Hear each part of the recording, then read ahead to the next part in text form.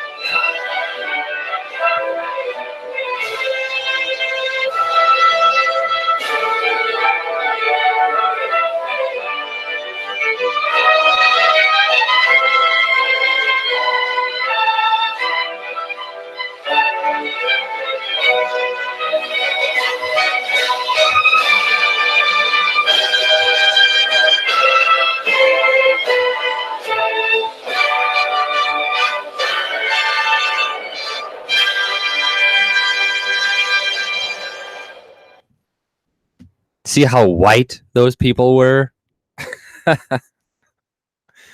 I'm kidding. But hope you guys are all having a good night. How's it going, the one, buddy? How's it going, Lauren Southern, Luke, Goatman, Canadian Nationalist? Hope you guys are having a good Canada Day so far. Hope you spent it with your family, your friends, your loved ones, and you appreciate the country before it gets torn apart by Justin Trudeau and Andrew Scheer and all the other globalists who want to, completely destroy the culture that we have in Canada, the great culture that we do have.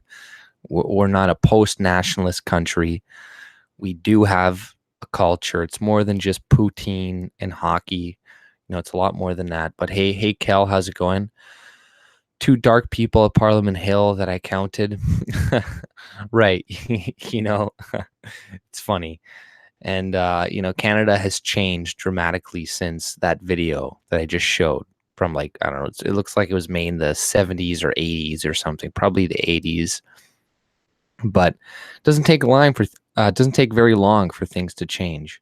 And, I was at the Forks and I saw a few people, and it was kind of sad, right? I almost wanted to join them to make them feel a little bit better because there was, a few Aboriginal people standing with a sign that said 152 years of colonization and we're surviving every day, blah, blah, blah. But there was literally only one person in a wheelchair, a really obese person, and 2 other people. That one person looked kind of white, and then another native person, and there was nobody else, and everybody else was just going about their day, walking around, doing whatever. And I was looking at this, and I was like, I almost want to go there and be like, hey, how's it going? Are you guys okay? Yeah, white people suck, I know what you mean. like blah blah blah. But it's kind of nice to see that there wasn't a lot of people, but at the same time, I feel kind of bad for them. Hey, Steve Lacroix, how's it going? That was my country. Uh, that was the 80s. Yeah. Must have been other protests in Toronto. I think you were getting colonized. Happy colonizer day.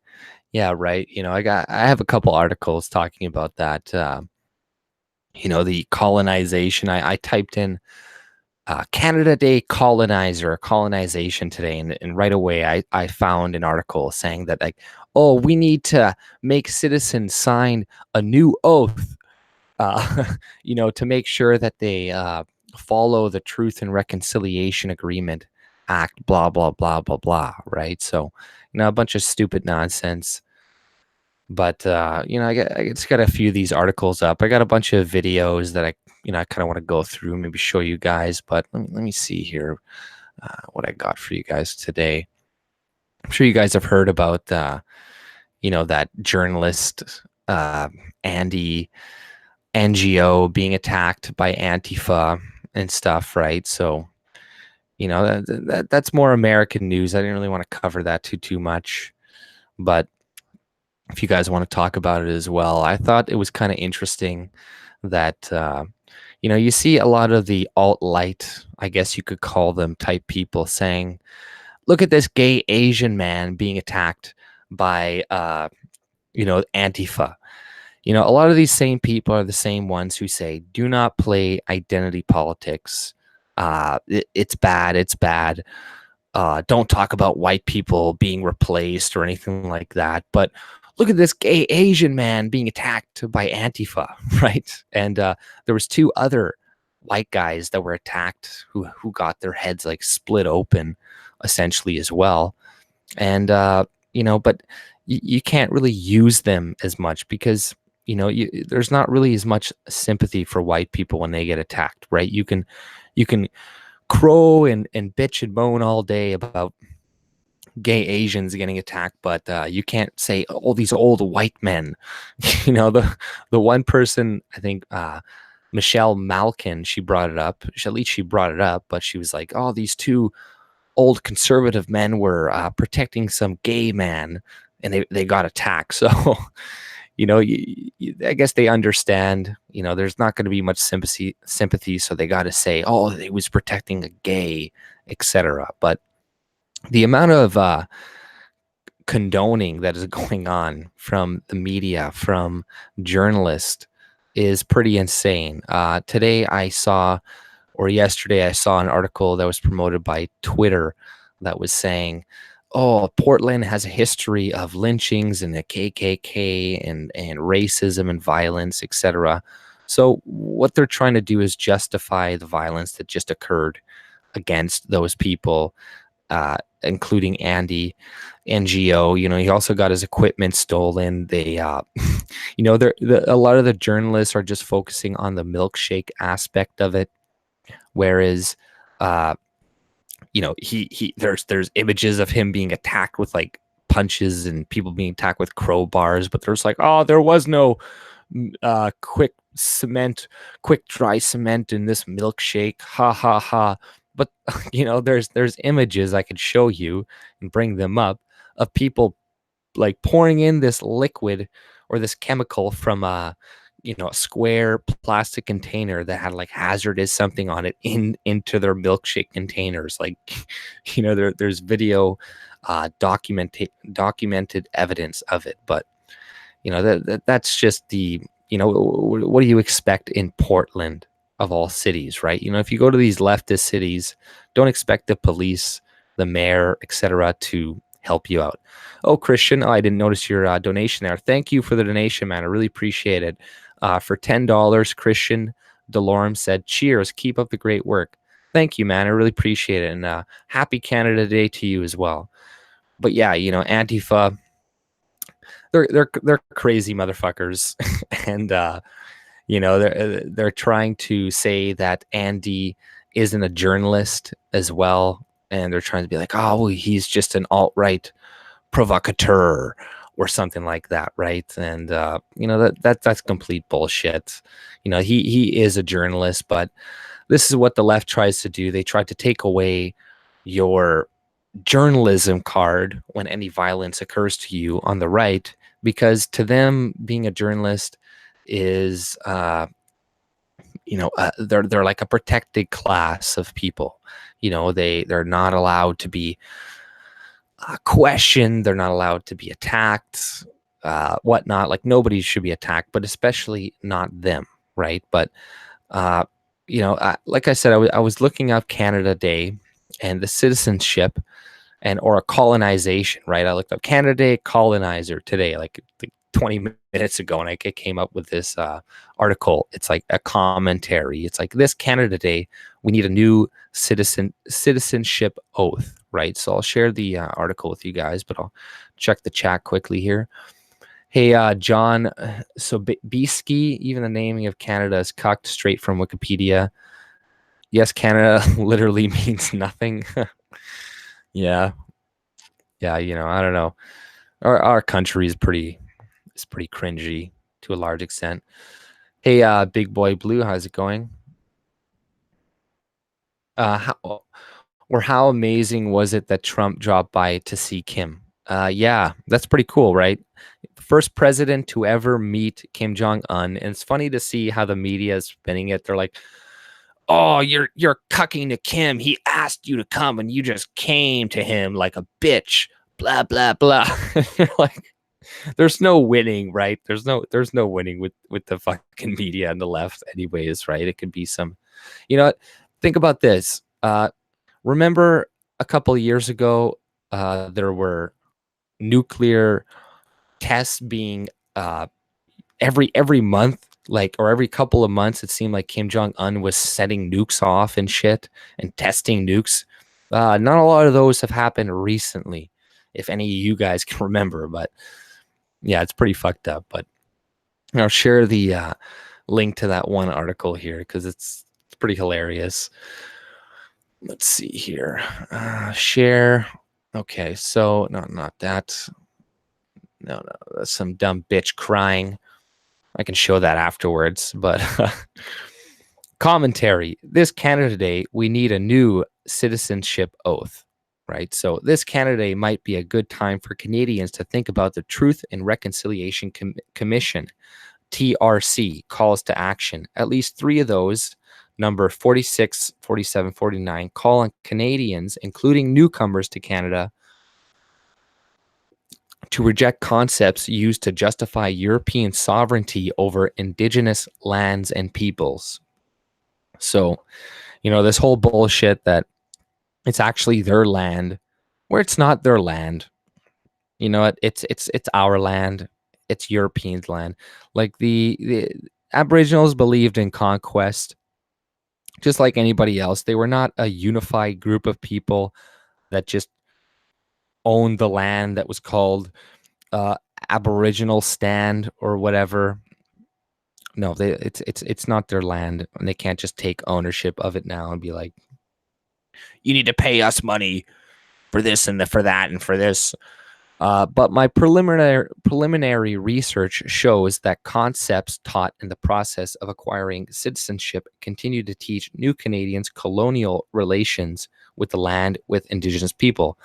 To become Canadian, immigrants to Canada have to swear or affirm allegiance to the British royal monarch. Well, I'd be down with changing that. I swear or affirm that I will be faithful and bear true allegiance to Her Majesty Queen Elizabeth II, Queen of Canada, her heirs and successors, right? So, we should change that. We should be like, fuck the Queen. Man, I've been French my whole life. I've never supported the Queen. That's not why. I'm just saying that, but I just never did because I've never supported royalty, or I've always been like, who the fuck is this? Like, you go run England. I'm like, I don't recognize you as my fucking queen. Go suck a dick. That's what I have to say to the Queen. Go suck a fucking dick. In learning about Canada, new immigrants are taught that the Queen runs through all things Canadian. She is everywhere. Put your hands in your wallet. She is there. Well, not anymore. Now it's Viola Desmond. Walk onto any land that is outside of city boundaries. It's largely called Crown land. Yeah, you know, it's bullshit for other reasons, but they want to call it Indigenous land. But the Queen is a symbol of the colonization of Indigenous land, a colonization that is ongoing and is reproduced by the citizenship process. It's not ongoing. What do you mean it's ongoing? How is it? What more land is there to take? We took it all already, long ago. We stole it fair and square. Despite what many would like to believe, ideas of what Canada stands for are not at all equitable. So this right there, her using this word means she's a socialist. What would it mean to follow the TRC calls and study, learn and live Indigenous ways of relating to land? You know, I didn't even watch this video, but it's probably really stupid. Let's see what it is. Hopefully, if it's long, I'm not going to watch it. If it's short, as a mom, when he's oh, not fuck getting enough off. for growth and development from food alone, I take charge by adding Pediasure. Protein and 26 vitamins and minerals. Shut up. And I love what I see.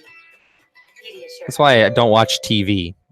I usually have ad block, but make reconciliation a reality. Canada's relationship with its Indigenous people can be strained at the best of times, but our next guest says that things can change. Bob Joseph is the author of the best-selling 21 Things You May Not Know About the Indian Act, and he joins us now with the sequel, Indigenous Relations. Welcome, Bob. In your book, you ask readers to imagine Canada in the future. What do you see in the future for our country?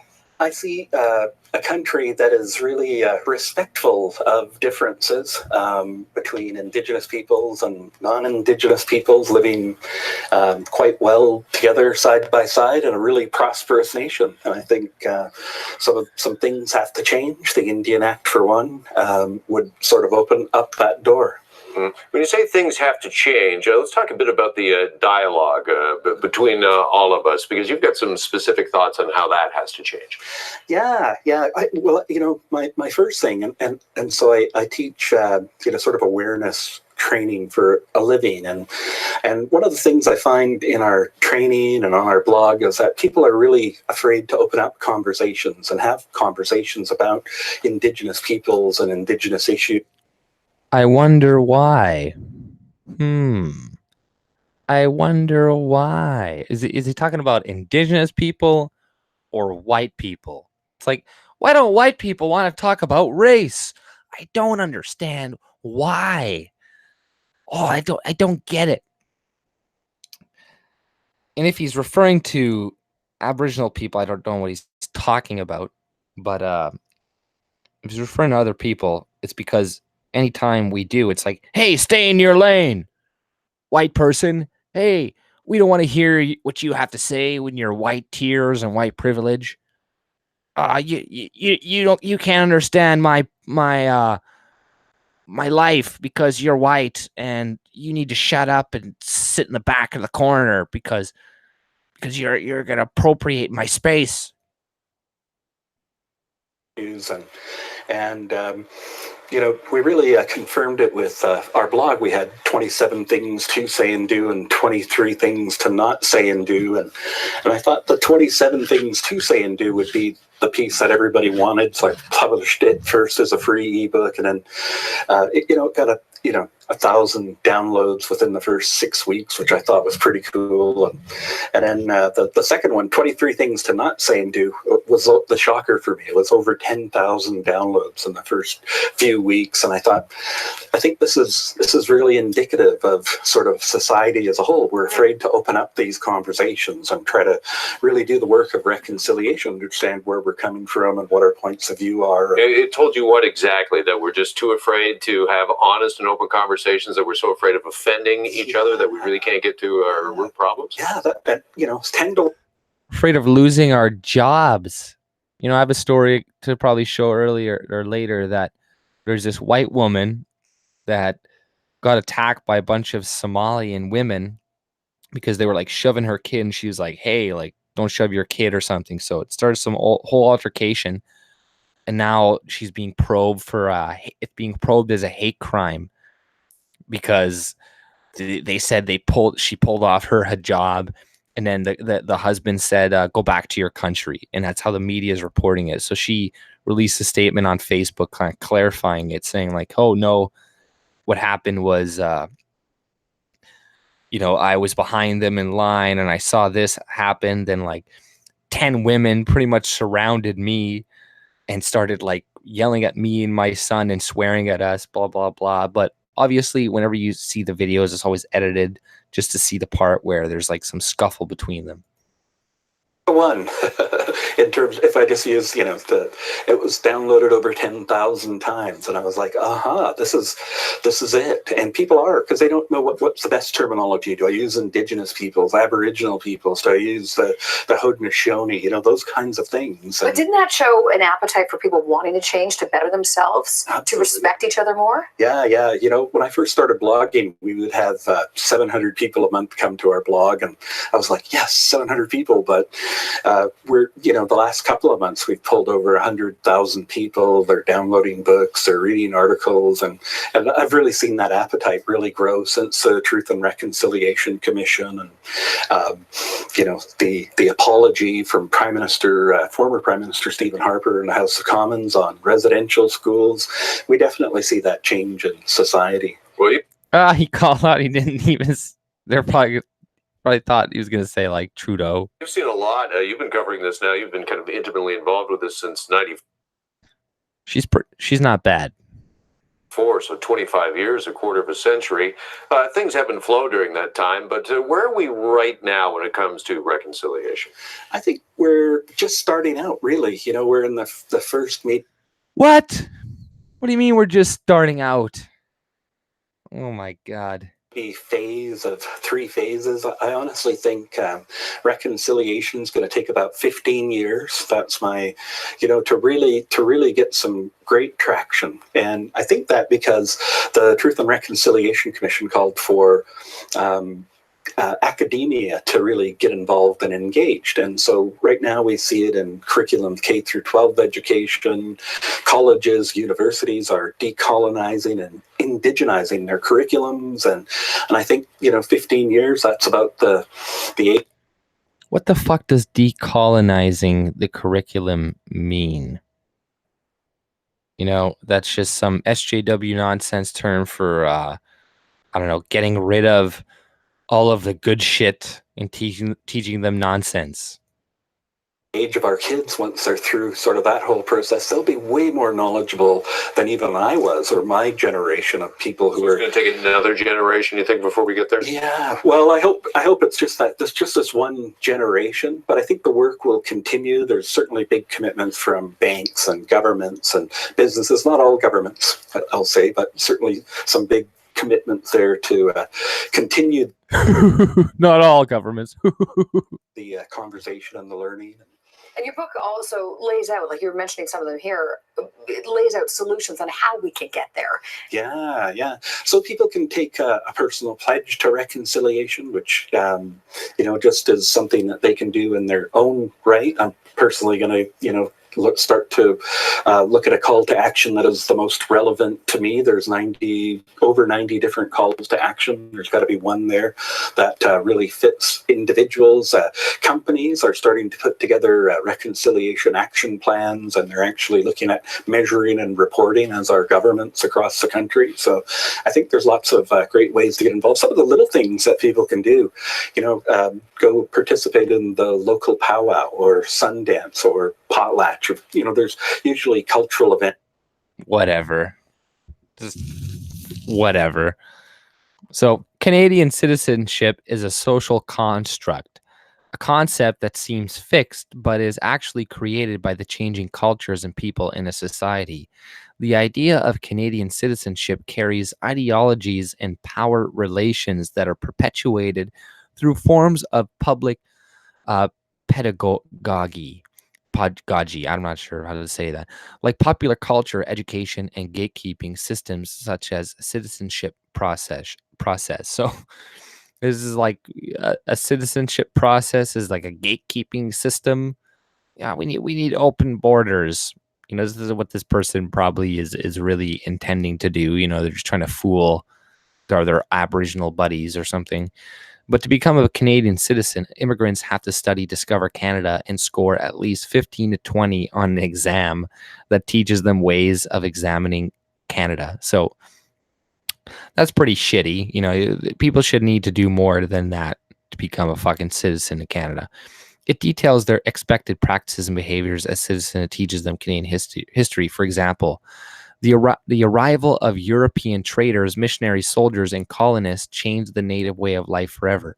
Large numbers of Aboriginals died of European disease of which they lacked immunity. In this version of history, we are told that Indigenous people merely died from disease, not that these diseases were purposely spread by the British. So they want it taught that these diseases were purposely spread by the British, which they weren't. They weren't purposely spread. So they want a lie taught.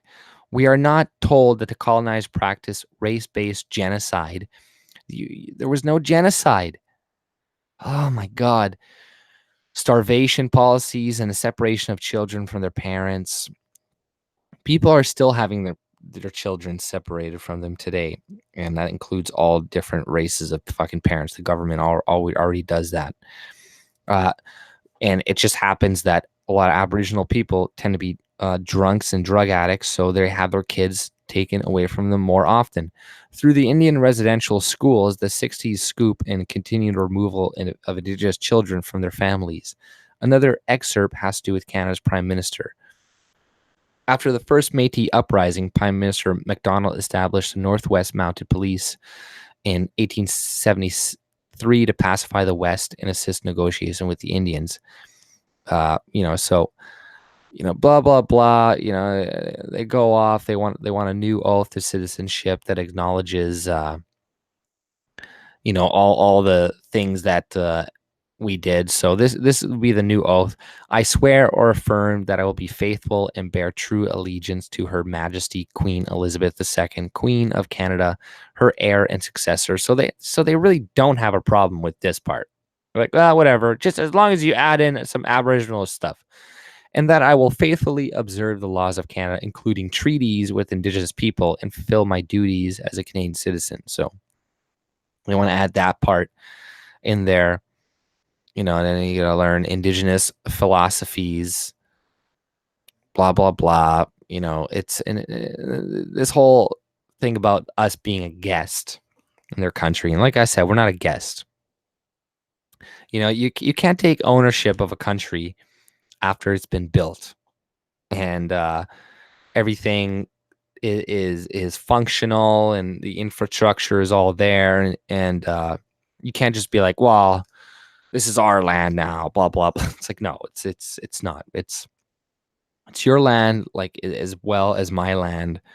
You live here as well as I live here. We live in a fucking democracy. You have a vote, I have a vote. You should not have extra rights and extra privileges, but this is what they want to give people, continuously. One sec here. Let me just get rid of this article. Let me get rid of a couple things here, guys. One moment. What was this City TV thing? No, I'm not going to play that. Conflict. No, I'm not going to show that. I might show this video. I haven't actually watched it, but come on, just okay. Sorry, guys. One sec. Let me check out the chat here. Oh, I didn't see that. T Nova. Oh, thank you for the donation, T Nova, for the $20, man. Really appreciate it. Happy Canada Day to you, man. Take a brandy, Lynn. Oh, hey, Derek, how's it going, buddy? If you want to hop in, be my guest, man. If you're still in here. One sec. Invites. Copy. Close. I'm just gonna throw it in the fucking chat. Whatever. Oh well, I'm just gonna throw it in a chat. How's it going, guys? Hey, Joe Mar. Hey, Warped. Hey, Faye. I'm just gonna scroll up a little bit to make sure I didn't miss anything. Okay. No, I didn't. Toronto Stars, the enemy of the people. I agree with you. I had bows and arrows. I talked to Brandy Lynn. I may get an interview. Nice. Nice. That'd be awesome. You should definitely do that. You are a disrespectful jackass to our monarchy. I like it. Mr. BD. Hope this will buy you a beer or two. Oh, thank you, man. I really appreciate it, dude. Yeah. Fuck the crown. It's not the queen either. I guess Crown Royal, us the queen, Filter Queen, Dairy Queen. Yeah, I prefer Dairy Queen above the actual queen. Yeah, I gotta work tomorrow too. I'm not gonna have it run too late. AJ is terrible jealous of me, righteously. Yeah, I'm pretty jealous of Diamond. I admit it. I don't see who wouldn't be. Look at that guy's name, Diamond. He's clearly rich. He's clearly got some money. Let's see. I got a couple more videos available here that I wanted to play. I just got to kind of load a couple of them up here. I got one with Ralph Goodell bitching, complaining about right-wing supremacist, etc. Let me see here. There's a couple. Okay, here's a little thing for you guys. Here's a Canada Day, Oh Canada song for you. I'm sure you're gonna like this. It's beautiful rendition. I think these little children do it amazingly, and Justin Trudeau would be proud of the diversity. Everyone, my family came in 2016. We're happy to call Canada our home. Oh, Canada,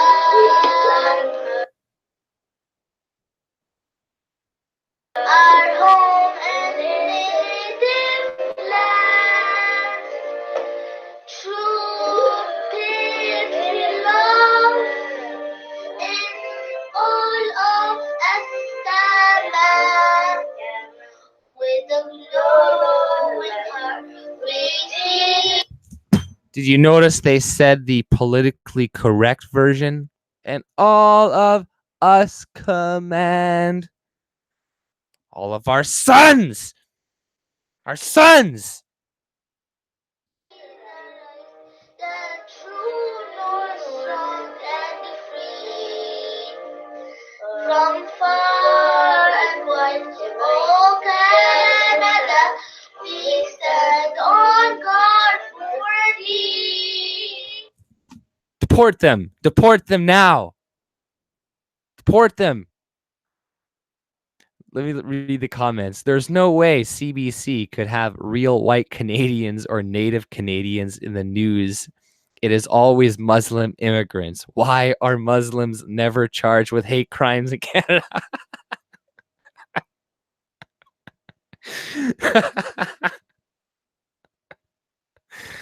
Yeah. I like this guy. I wish I could follow people on Twitter.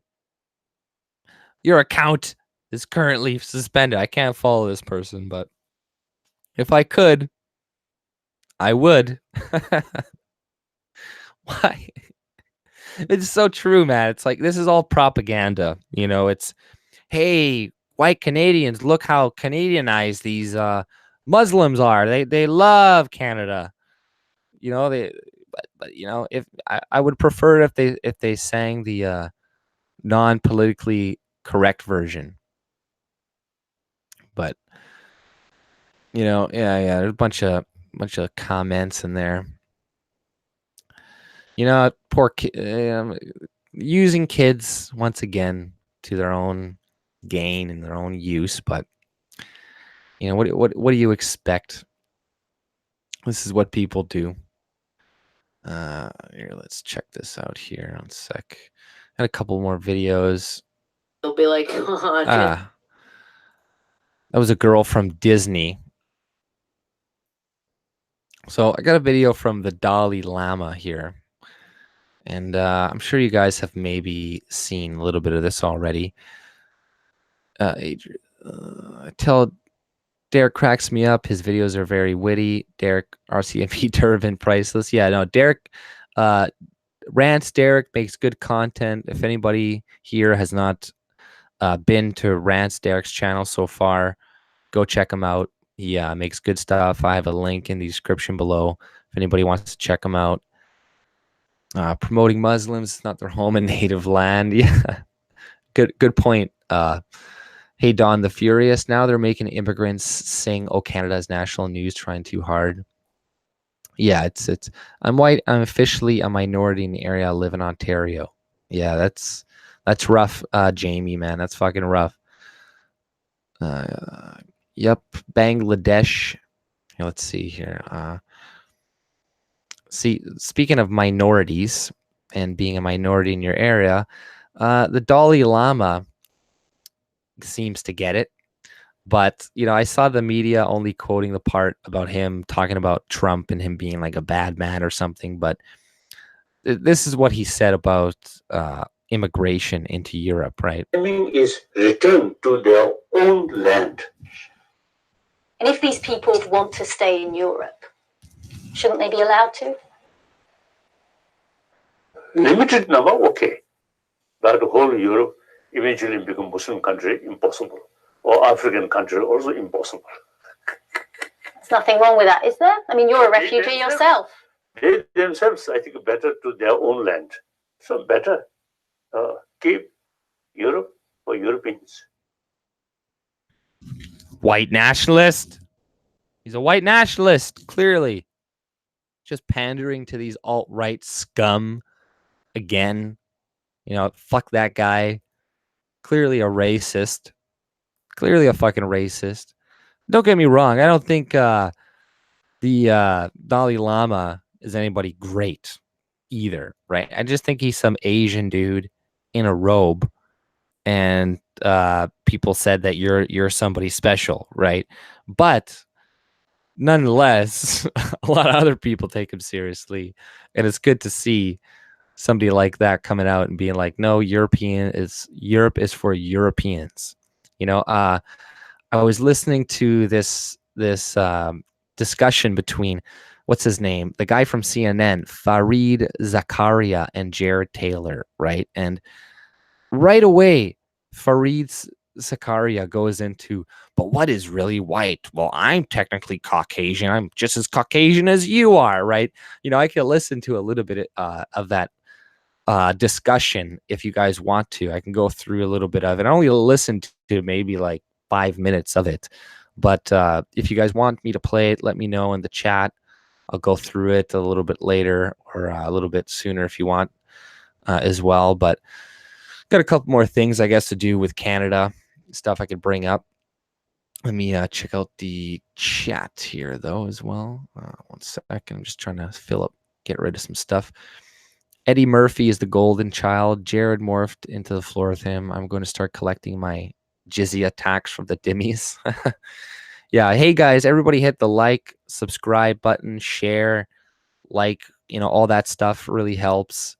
Follow me on BitChute, Gab, Minds, you know, all the links I have in the description below.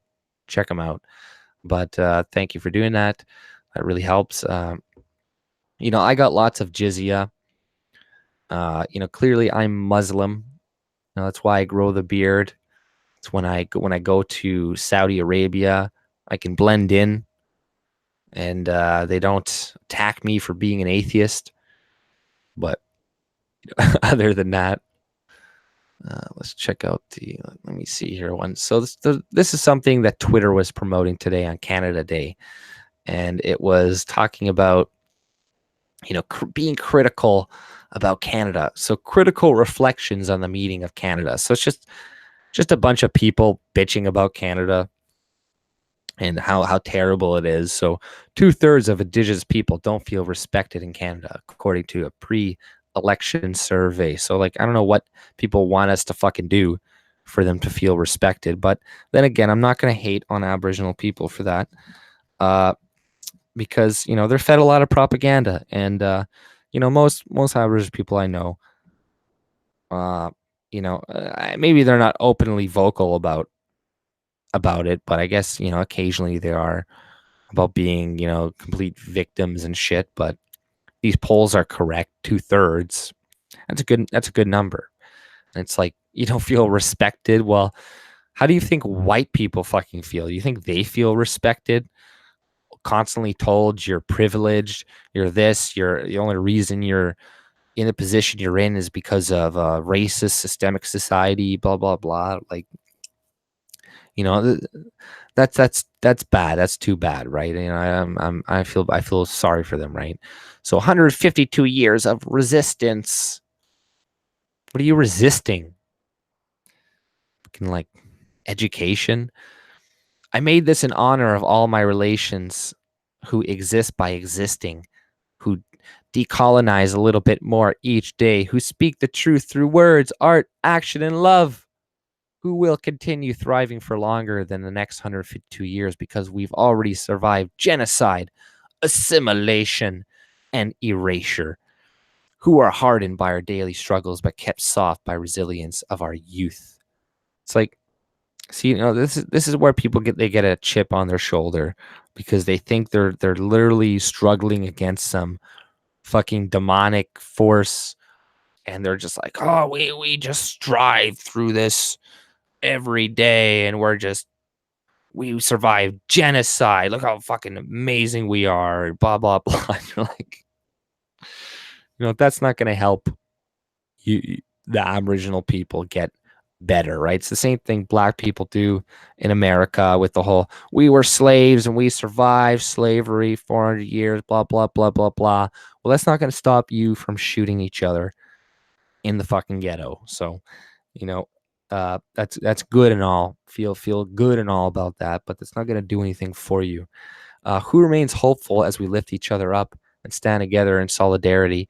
We know we have been here longer than 152 years. Let them celebrate.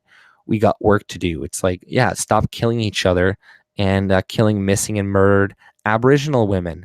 That's a start, right? Every year, Indigenous people are told it's mighty rude to protest and disrupt Canada Day celebrations. Laugh out loud.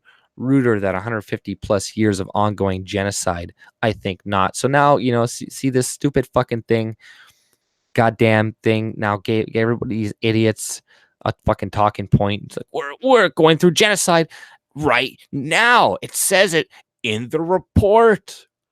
Appeal to authority. Appeal to authority. The document says so. A People's History of July 1st, Canada Day. Thread, July 1st, 1867. Dominion establishes Canada, British Empire, legalizing colonial occupation over Indigenous lands. He didn't own the lands. There was a bunch of different tribes fighting over little parts of fucking land and shit. You guys paired up with us to fight against other ones. Indian Act Amendment can force status Indians to accept enfranchisement, blah, blah, blah, blah. In Canada Day, think of missing Indigenous women. Think of the lack of care that Native people in this country receive. For the reserves, make sure your celebration of tonight at least has these people in mind too.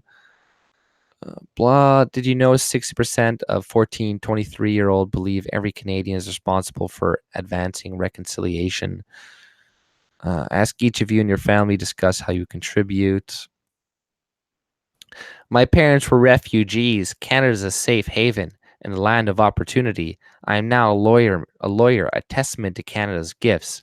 I'm also a settler. Canada has tried erasing my Indigenous friends. On Canada Day, I stay grateful but hopeful for a better future. So wait, your parents were refugees, but you're not a settler then. My daughter, a Salvadorian refugee, now Lord. Okay, so you're from Salvador. Then how the fuck are you a settler?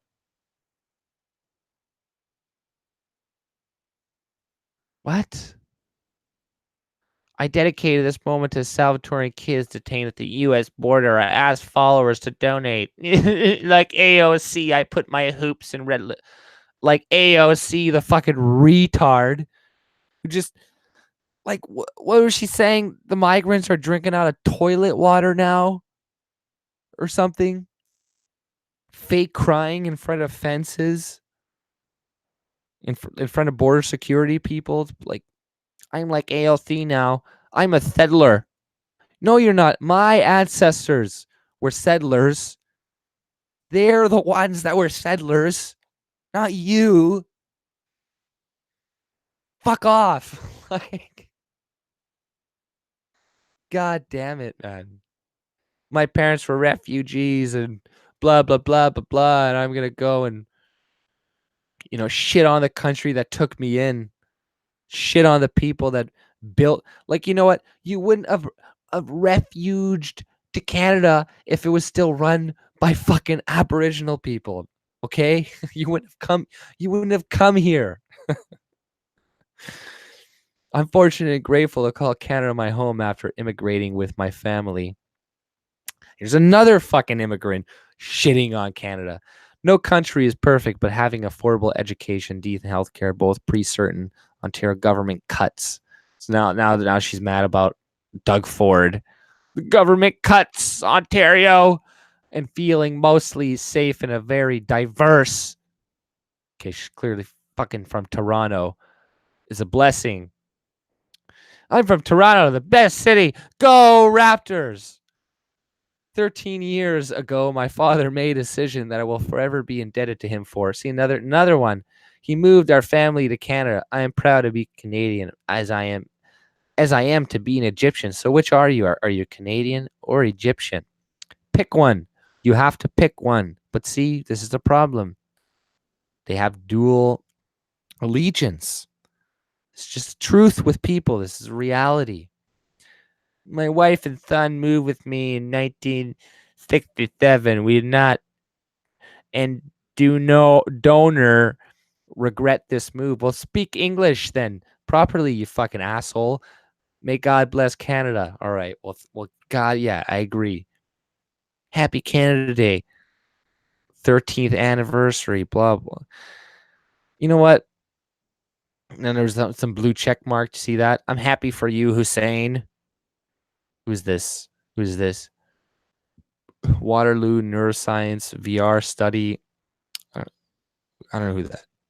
But Canada's identity, it is its diversity. Her face is painted in many colors. Yay, diversity is our strength. Happy Canada Day for my Canadian friends. Some Saudi fucking Arab from Qatar. Thank you for some Qatar guy. Thank you for playing a great role to make the world wiser. You have got an honorable PM who supports refugees from Syria, Saudi Arabia, other countries. Thank you. Like, what the fuck? Only 0.5% of the world's population is Canadian. As a gay woman in a very LGBTQ family, not a day goes by when I'm not grateful to call this place home. We have marriage equality, trans rights. I can abort a baby at 9 months. Are known worldwide for his acceptance. Let's keep it that way. Happy Canada Day. Well, okay. The Latin motto on Canada's coat of arms reads, I don't know, whatever, blah, blah, blah. In English, that means they desire a better country. Okay. All right. Well, some stupid shit there. Check out the chat here. Oh, yeah. Let me check out chat, see what people said about the video there. World leader to call a spade and admit that China has committed a genocide in Tibet. Yeah, well, why would they do that? They want to trade a lot with China, so they're not going to. They have no incentive to call out anything that China does because they make a lot of money off China. I'm just Canadian. I never say French Canadian. Yeah, well, I'm just saying, like, I'm French and I'm not British. And people just assume that a lot of people support, I don't know, the fucking, they're automatically British when they're Canadian, or they have British ancestry or something. I'm like, no, I don't have British ancestry. Because people call me like an Anglo-Saxon or something. I'm like, not an Anglo-Saxon. I'm like, get the hell out of here. Sodom and Gomorrah were two towns in Rhine. You're right, especially saying we're Canadian, really stick to the idiots. Left Lancaster before fireworks, didn't bother. Total entire, what are these people exactly? They have zero identity. Let's see here. I got some more. I don't know if you guys want to see the videos of those people getting attacked in the Portland rally, but I don't know if that would be showing violence on my channel, and I don't know if that could get me in trouble potentially. So maybe I'm not going to show that. What is this? Clash over Toy Story. One sec here. I got a Nazi group. One moment here, guys. So this is another video, I guess, of some students. This is a good sign, I think, to see. And a lot of people are kind of treating it like it's a bad thing, but a lot of students were chanting over some girl who's trying to make a pipeline protest or something like that. And you know, that's good. I'm happy to see that.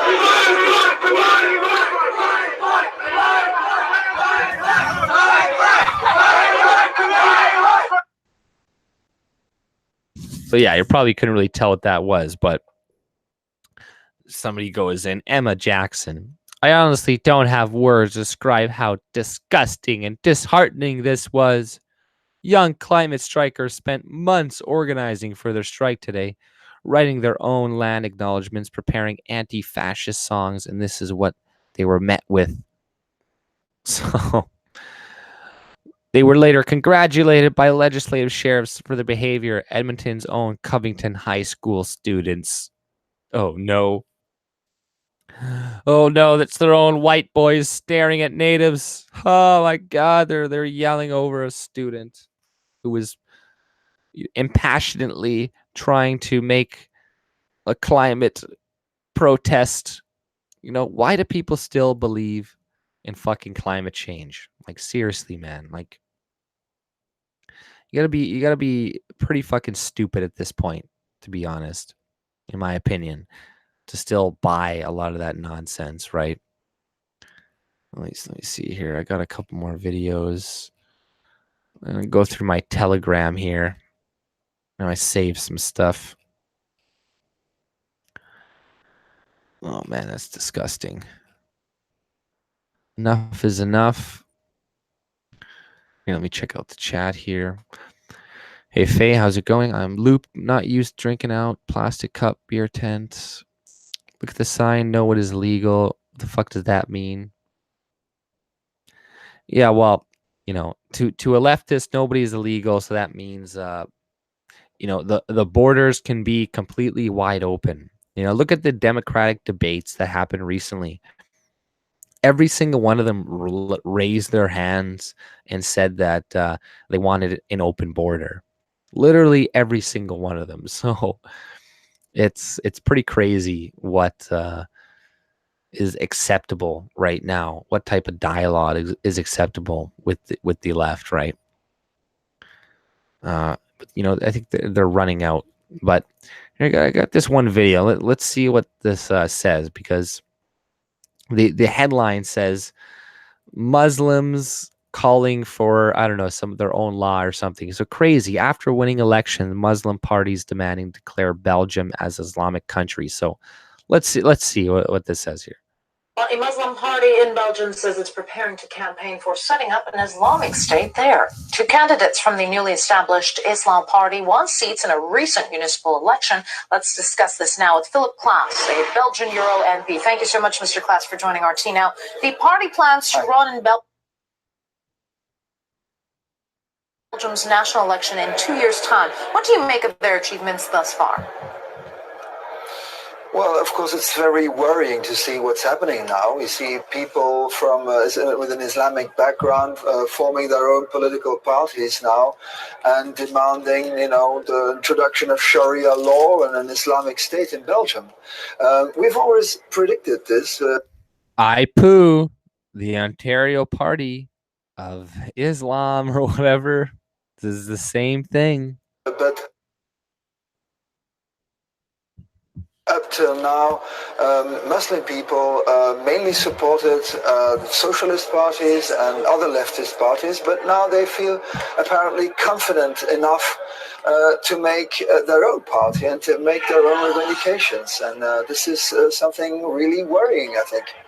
Now, many Belgium cities, including Brussels, have neighborhoods with mainly Muslim populations.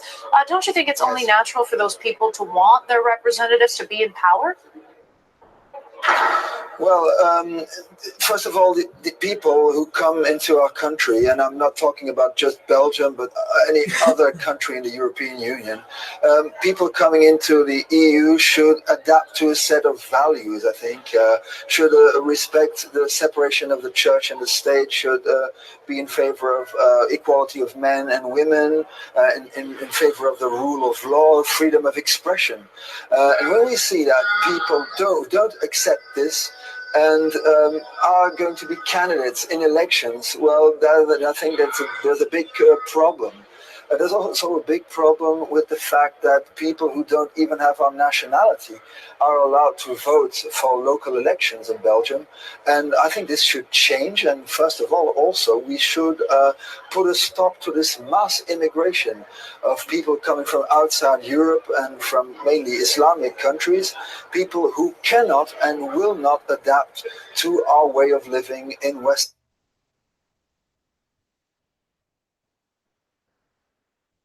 Oh, it looks like that was it for that. But I had another video that kind of ties into that one.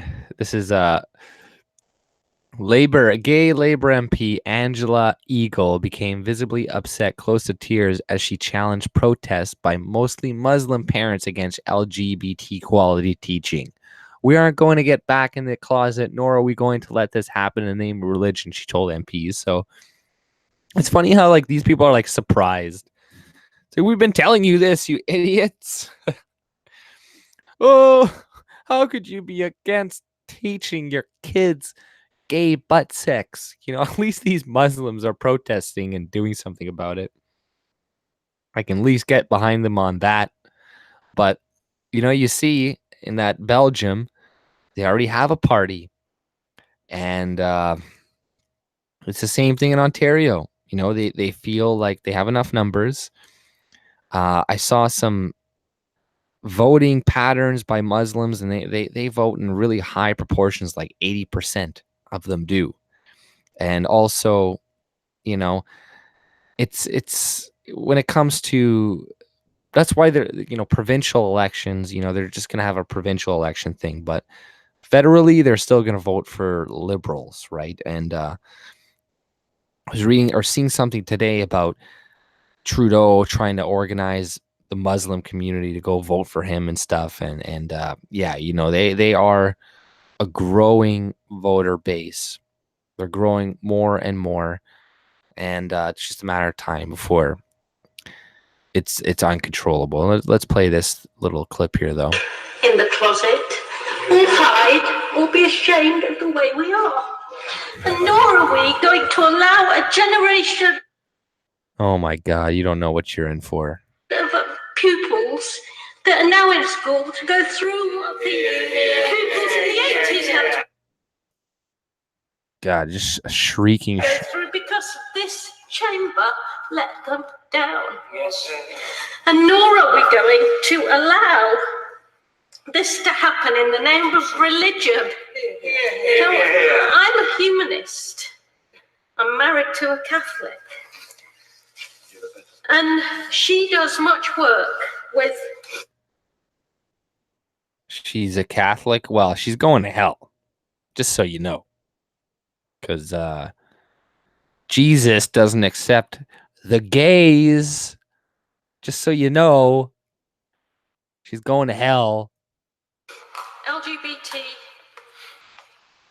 religious organizations to try to put together coalitions across religions of moderate, decent, sensible, religious people who recognize the right of I'm just saying, like, I'm an atheist. I don't even believe in religion, but for gay people that are like, yeah, I'm Catholic or whatever, and you're like, okay, you know, as long as you're not trying to change it from the inside, cool with that. But just so you know that you know you're openly living a life of sin in the eyes of your God. You're not doing anything to change it. So, according to him, you're going to hell. I'm not saying it's going to be some fiery death or something, because it just means away from God or something, right? You know, the whatnot. But that could be terrible. Just so you know. LGBT people to exist, to have access to respect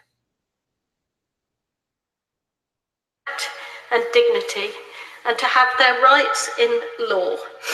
And all we mustn't put together this view that if somebody has a religious objection, that somehow there can be no debate about it from then on in. There are multiple views in religions about the legitimacy of LGBT rights, and it's only on the far extremist fundamentalist fringes. It's not true. Not true. Okay.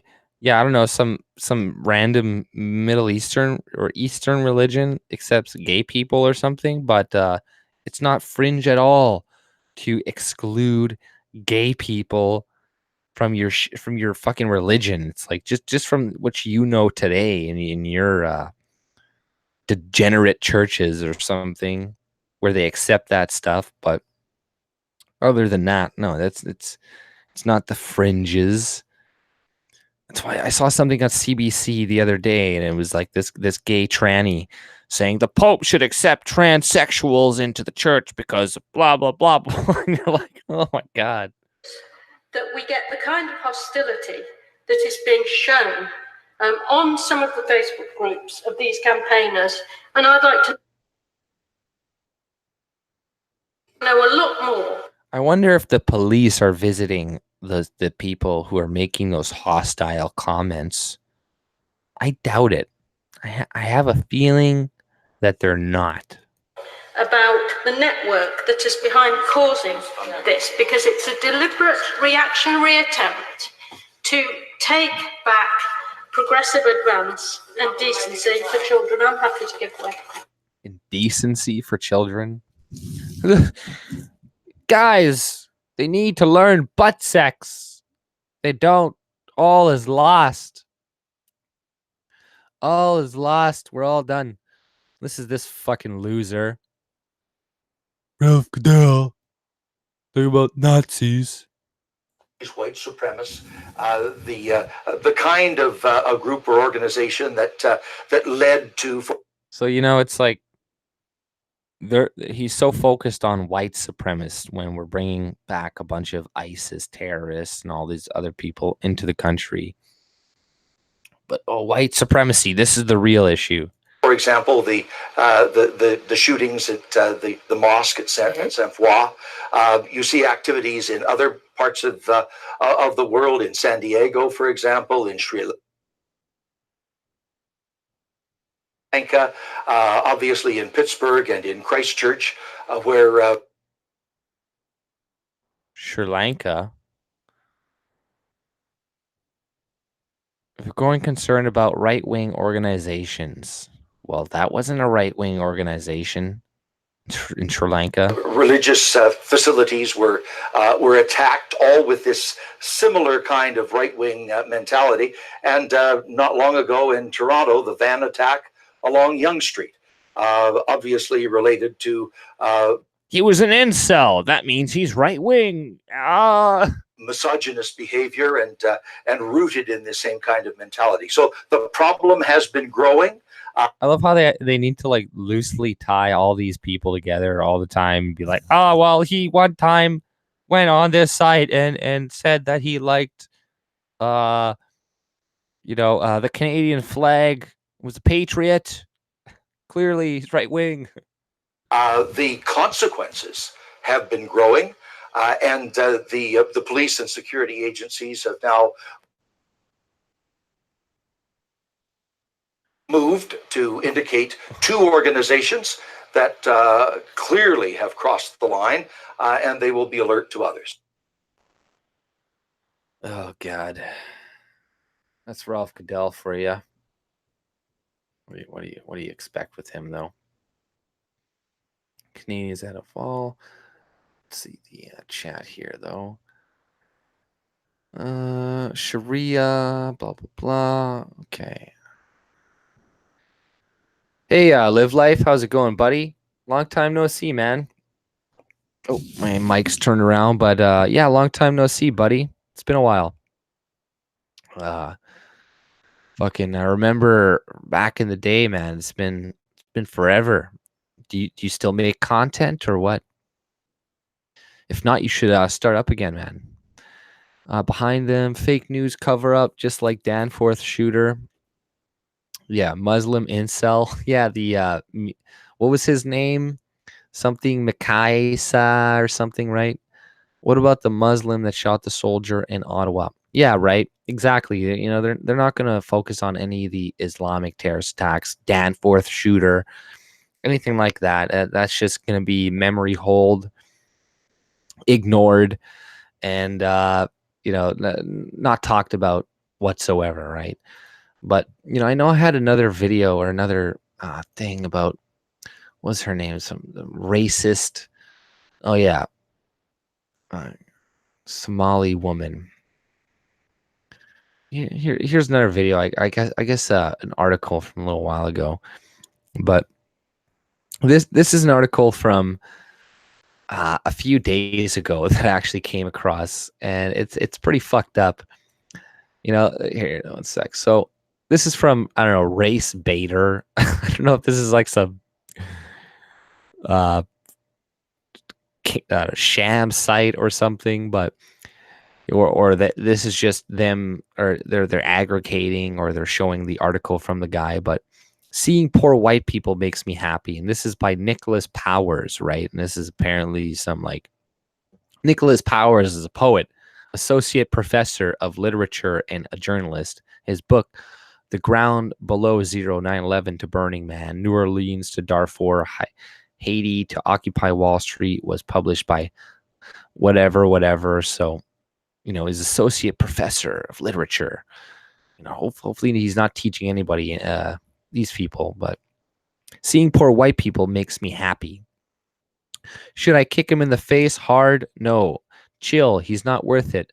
But why is this white boy begging for money in a black neighborhood? Is he stupid?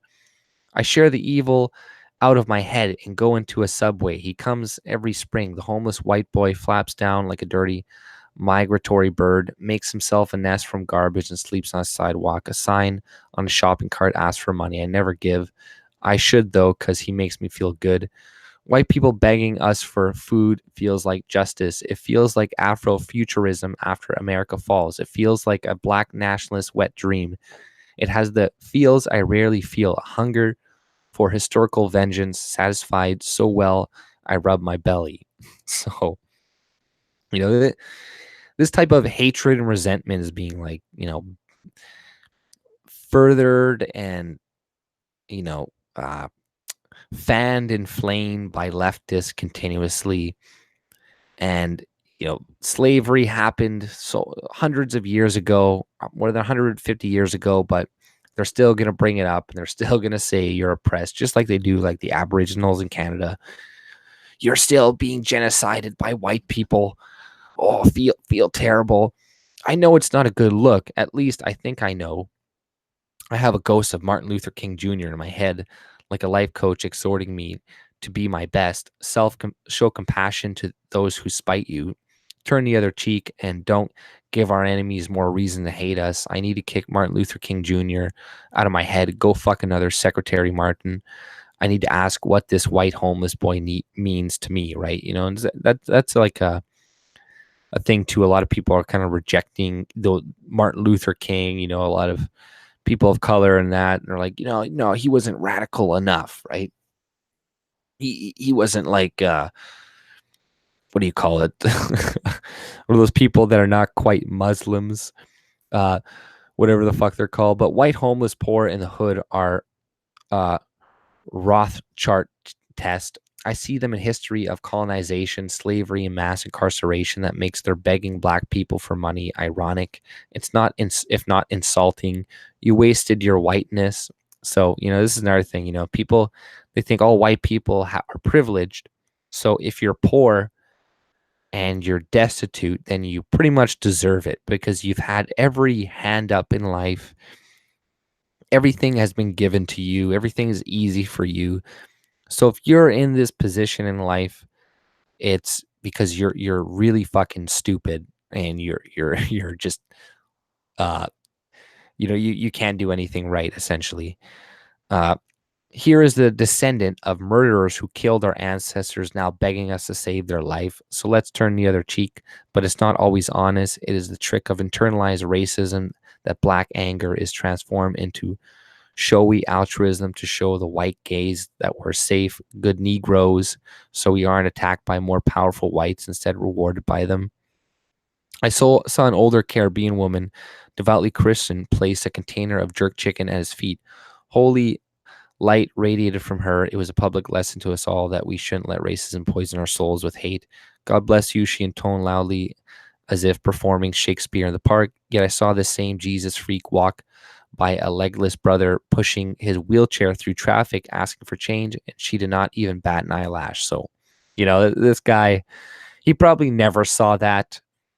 Or if he did, he chose to saw it like that. Oh, see, but she just ignores this black guy and only helps the poor white person. He wasn't worthy, but the white boy is. She saw her best self reflected in his whiteness. She saw her beautiful white soul doing a white God's work on a mirror of white flesh. You know what? No, you know what?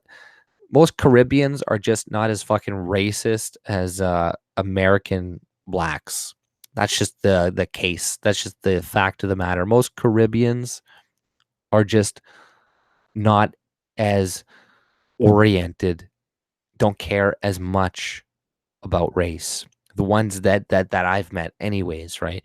But black Americans, not so much, right? Sometimes folks see that the same history and want to get even. I saw three brothers run up and spit on him as people cackled at the white boy who wiped sticky gauze from his eyelids. The laughter was cruel, joyful, and belly deep. They might as well shook slave chains in his face and said, now you get to wear these, nigga. All these thoughts crashed in my head as I got in the subway. Help, a cracked plea jabbed at the quiet. Help me get something to eat, a legless, whatever, push the wheelchair, blah, blah, blah. But when, I guess I just highlighted this, but when a white person begs, maybe a white woman breastfeeding or a young white boy whining like a broken flute, I feel better, good. It's not just us. I feel happy. I feel like a scale of justice could shift. The other day I jogged up the subway stairs and saw the homeless white boy again. Can you get me something to eat? He barked out to the river of people passing by. Someone stole all my shit. Scabs covered his mouth. He was sunburnt and thin. I ignored him, but thought, baby, you stole all mine. I glanced at his blanket, shopping cart, and books. Who is he? Why is he here? Where are his people? But yeah, it's just more delusion. Like, this guy probably has not had that hard of a life, but that doesn't matter. They're going to assume they have. And just because of the color of your skin, which is extremely racist by itself, they're going to assume that you've had an easy life. It's easy go of it, whatnot. But, and I'm not going to say this is the way the majority of black people or anything like that think, because I don't think it is.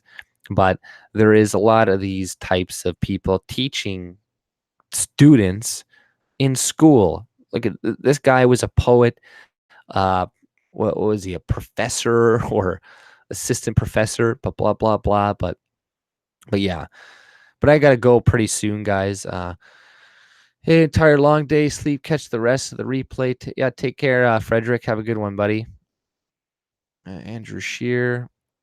AJ cried today. I did. Look at all those tabs. That's not that many tabs. I had a lot more tabs. But you need those tabs up so you don't have to like go and open it and all that shit. I don't know. I don't know if the majority, I'm not going to say the majority of black people think like that because I don't know. But there are a lot of people that think like that. That's for sure. A lot of people are teaching people to think like that. But I know a lot of people who don't think like that as well. So, that's why it's good to know people of different races. And so you can actually talk to them, actually see like what some other people do think and shit. And obviously anecdotal experience is just anecdotal experience, right? That's not a study, it's not scientific. You can't really extrapolate too much out of your own experiences, right? Like you can a little bit, I guess. Like everybody, you kind of have to some extent, right?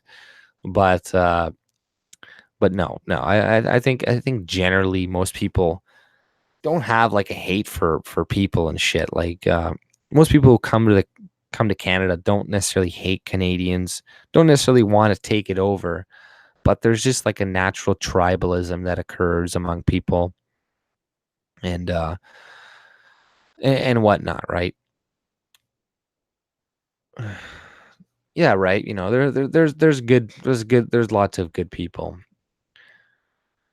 But yeah, guys, I think I'm going to probably call it a night. It's getting pretty late. I do got to work kind of early in the morning, but I will probably do another stream. I'm gonna do another one on Wednesday with Fredrick, the Canadian Roundtable, as usual, and another one on Saturday. But everybody like the stream, share, hit the subscribe button, follow me on BitChute and all that other good stuff. But everybody have a great night and take it easy. See you later, guys. Peace.